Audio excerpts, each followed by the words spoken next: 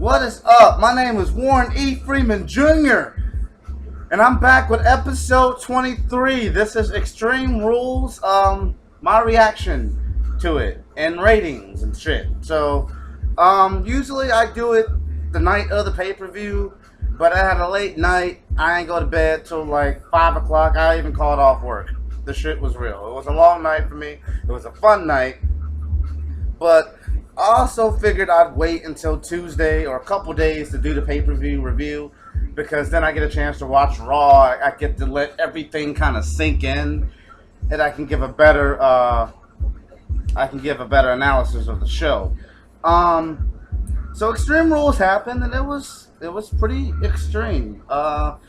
Extremely average, though, I must say. I don't want to give my ratings away too soon, but 3 of these matches got 3 stars. I mean, because they weren't bad, they weren't good, they were just kind of average. So, 3 matches. This was a 7-card show. I only rated 6 of them because I only do the main show. And like I said, half the show got 3 stars. So, anyway, let's get started. Ziggler, Corbin. Again, I didn't rate this, but I will talk about it, because I want to talk about good storytelling. Okay, I had my apartment filled. You know, every time I got a pay-per-view, I at least have about 8 or 9 motherfuckers in here watching it. I don't think it was 8 or 9. It was like maybe 5 or 6. But still, I forget who it was. But somebody said that, oh, they're not using weapons. This is not no disqualification. Or, I didn't realize this was no disqualification because they're not using weapons. And my response was simple. If you can tell a story without beating the shit out of your opponent with a steel chair or a Kindle stick, then in my book, you're a hell of a worker, in my opinion. And I'm not saying that the hardcore stuff, the ECW type wrestling doesn't have a place in today's wrestling, because it certainly does. Well, we saw it with Ambrose and Jericho, which I'll get to that later. But they didn't use any weapons in this match. Baron Corbin and Dolph Ziggler didn't use not one weapon, but it was just one low blow by Baron Corbin. And when you saw that low blow, and then you didn't see the referee go for the bell, and just the look on Corbin's face when he did it, it's like, haha, no disqualification. It's perfect storytelling. So, of course, Corbin went over. I think Corbin should have went over last month, but I'm not gonna. I bitch about Corbin every month, or the booking of Corbin every month. So I'm not gonna go there today. I'm not gonna go there. Corbin went over, and I'm happy he went over, and I'm just gonna move on from there. Good storytelling. Yeah, those guys put on a fantastic match. I almost kind of want to rate it, but yeah, I don't rate matches that are not on a pre-show. Also, spoiler alert, I'm rating these matches the way that I wrote them for my predictions video. Okay, so they're not going to be in order. So I apologize ahead of time for that. Kalisto versus Rusev for the U.S. title. I predicted that Kalisto was going to go over because Rusev got the advantage on Raw. But I guess WWE caught on to the fact that I caught on to their formulaic formula, and they switched it up just to fuck with me. That's what they did. No, they didn't do that. But Rusev did go over rather quickly, too. I didn't time the match, but it wasn't quite a squash either. But yeah, Rusev got the accolade on, and Kalisto tapped out, and that was that. So, so Rusev is now a 2-time United States champion, and I'm kind of wondering what direction they go with Rusev as the champion. I hope he doesn't job to Cena again. That would be stupid. Although Cena is coming back next week, so I believe the rumor mill going around is that he's going to have a 6-man tag. I think, well, obviously that rumor is dead now because of what happened on Raw yesterday with the split up of Styles and the club. But the original plan was, the rumor was to be a 6-man tag. But I guess that's probably not going to happen now. But anyway, so Rusev over Kalisto accolade. I gave that 2.8. It probably would have got a higher rating if it was longer. But whatever. So we go to the Fatal 4-Way match. Spoiler alert, match of the night. This was the match of the night. It was the highest rated match of the night. I anticipated this to be my highest rating. I anticipated this to steal the show, and that's exactly what these four men did. Miz, Cesaro, Owens, Zayn. I just, words cannot describe how good this match is, and I'm not even going to try to describe it. I'm just going to tell you that it was an awesome fucking match, and you need to go back and watch it. My prediction was right, that Miz was going to capitalize on someone else's offense, and I believe it was, I want to say it was Zayn's offense, like a Haluva kick or something like that, where Miz just kind of picked the bones. There was a Skull Crusher finale that Kevin Owens stuck on the floor that looked really, really good. I mean, that was one spot I remember. Then, of course, there was a Tower of Doom spot that was really cool. I'll tell you what, it made Miz look like a credible champion. That's for damn sure. But then, Miz lost to Cesaro yesterday, clean. So Cesaro could qualify for Money in the Bank. But they're gonna have a rematch tomorrow, Thursday on SmackDown, which I might actually watch. And also, Kalisto is getting his rematch against Rusev on SmackDown. And I usually don't watch SmackDown, but I might have to check it out Thursday because they got 2 title matches, so that should be something to check out. Ambrose and Jericho and an Asylum match. My prediction was right for this too. I predicted Ambrose to win, and he did. Somebody at my apartment complained about how long this match was, and I will say that the pacing for the Fatal 4-Way match, by the way, was 4.2. Rusev and Kalisto was 2.8. Jericho Ambrose was 3.8. Someone said that this match was really long, and I do think the pace was slow at times, but once I realized, these guys are trying to tell a story. Granted that this rivalry started over basically Jericho's show getting canceled and then put back on, and then there was a plant being destroyed, and then there was a jacket being destroyed. The storyline, or lack thereof, was retarded, but those guys delivered and put on a hell of a match, and it rivals the Fatal 4-Way, but the Fatal 4-Way was better. I think it was just more action. But, that steel cage match was crazy. I mean, you had a barbed wire 2x4. It was thumbtacks. When's the last time we've seen thumbtacks in the WWE? The only thing I could think of was 2006 in WrestleMania 22 with Edge and Foley. But that match was damn good. Ambrose went over. I didn't like the finish, and the only reason why I didn't like the finish is because it just made no sense. If you're familiar with Dean Ambrose, his finisher is the Dirty Deeds, which is a double arm DDT.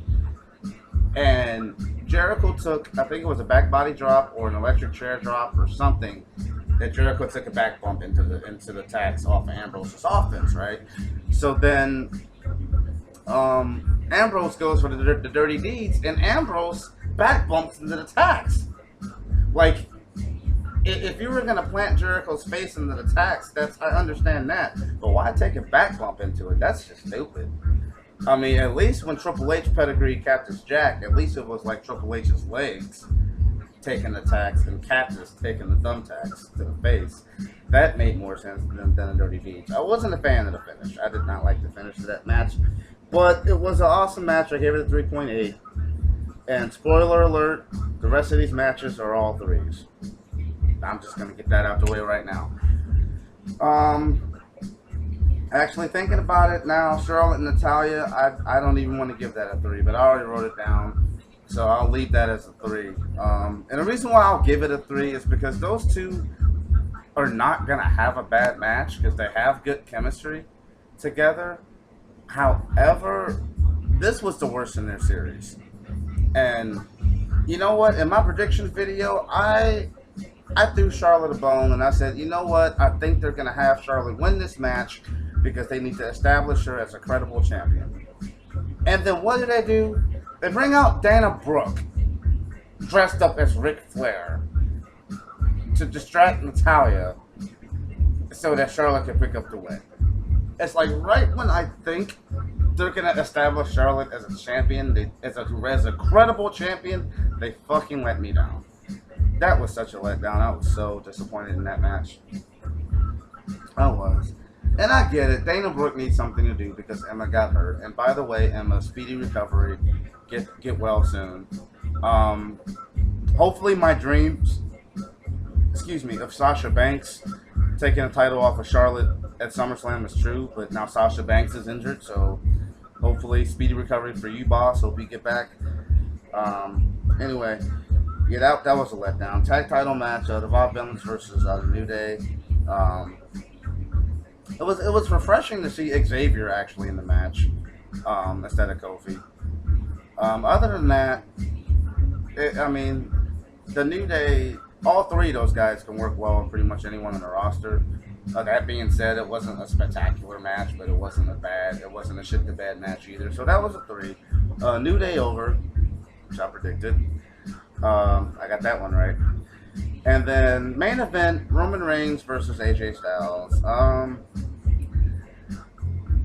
This, I don't know. I feel like their match at Payback was, I don't know. I think this match was a little bit better because of the gimmick. Like, I feel like if Reigns and AJ didn't have the gimmick of Extreme Rules, then it would have been no better than their match at Payback. And their match at Payback was fantastic, I thought. And this match was okay. It was just too predictable. And way too predictable.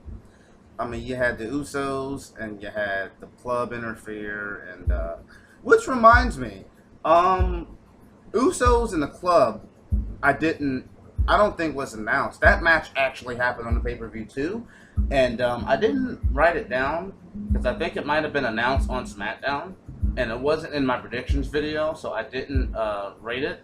But I guess I can talk about it. I love tornado tag matches. It was okay. Those 4 guys were really good to me. So the tornado tag match was cool. It was predictable when the club won because it just made me think, well, the club won, so probably not that I had any doubt that Reigns wasn't going to win. Although there were some pretty close falls in that match where I thought, damn, AJ might win the belt. So they did a really good job at that. But the ending sequence to that match, it was a couple spots in that main event that made me cringe. That powerbomb through that table, I don't know whether it was a table or whether the way AJ landed, but it was just, it was disgusting.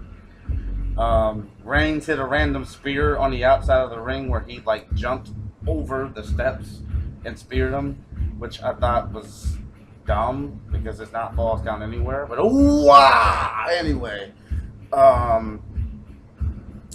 then there was this move where Reigns did you guys remember Scott Hall's Razor's Edge, where he had AJ Styles up in the Razor's Edge. But instead of just dropping him with the Razor's Edge, he threw him up, caught him in a powerbomb, and then sat out with it. And I don't know what the fuck that was, but Reigns was really feeling himself because when he was pinning him, he was like, ah, and then AJ kicked out. And then AJ Styles does the fucking Styles Clash on the chair as if we didn't see that on Raw, and Reigns kicks out. And then that's when I lost hope. Even though I knew Reigns was winning, after that I lost hope. Styles jumped on the apron and attempted the phenomenal forearm because I guess that somehow is more powerful than the Clash. And as he's going for the forearm, Reigns hits this phenomenal spear in midair and pins him 1, 2, 3. He's holding up the belt. And then Seth Rollins, the surprise of the night, comes out and pedigrees him and holds up the title, and everybody goes nuts. It's awesome. That match was a 3. Overall rating was a 3.3. It was a solid pay-per-view. I think so far, in comparison, I think the 2016 pay-per-views are better than the 2015 pay-per-views. But it's only May, and we are we are bound to get some stinkers this year. I mean, I'm not being negative. I'm just being realistic. So, this has been episode 23. That's been my review of Extreme Rules 2016. I still got that WWE 2006 year retrospective coming for you. I'm just trying to get all my data, get all my research, and maybe watch a couple of pay-per-views from that year to get my shit accurate and straight. And I may have a friend help me do it. So I'm still working on that.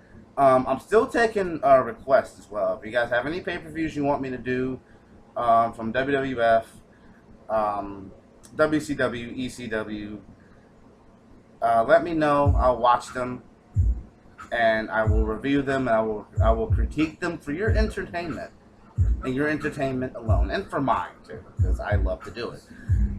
Well, my name is Warren Freeman. I'm an admin over on Yes Wrestling. You can search me on Facebook as Warren E. Freeman Jr., which I just realized the other day that if you're not my friend, you won't be able to add me, even if you find me. So, so I guess that's kind of pointless. I guess you can always send me a message and then be like, hey, I was a fan, I saw your show, and I just want to be your friend. You could do that. If that's too much trouble, I completely understand. But anyway, that's my Facebook name, Twitter handle, WEF. No, that's Instagram. Instagram, WEF1989 if you want to look at this gorgeous, sexy, desirable face. You can search me on Instagram there. Twitter, BlackReaction89. Get at me with requests. Get at me with comments. Do you agree with my assessment of Extreme Rules? Do you disagree? Agree, disagree, requests for other pay-per-views? Get at me and let me know. Keep me busy so I can keep this shit going, man. Ooh, and I am out.